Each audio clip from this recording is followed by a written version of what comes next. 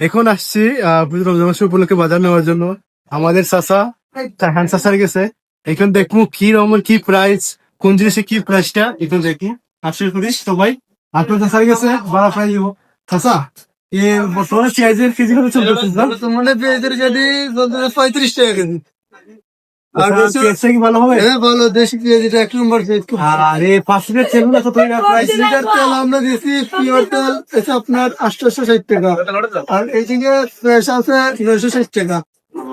আচ্ছা সেমাইগুলা যে আপনার লাগছে সেমাইগুলা এই যে এটা শুধু তেলে ভাজা খাইতে হইব, আর এই যে আরেকটা একদম তেল ছাড়েন, এটা তেলে ভাজা আছে শুধু।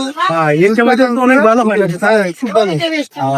আর আপনার আপনার দোকানটা তো সম্ভবত মাঝবাজারের সাথে না? মাছ বাজারের পাশেই আমার দোকান। মাছ বাজারে প্রথম করলেই নতুন বাজার, খোলা বাজার সাইকেল করলে সবাই চিনবে।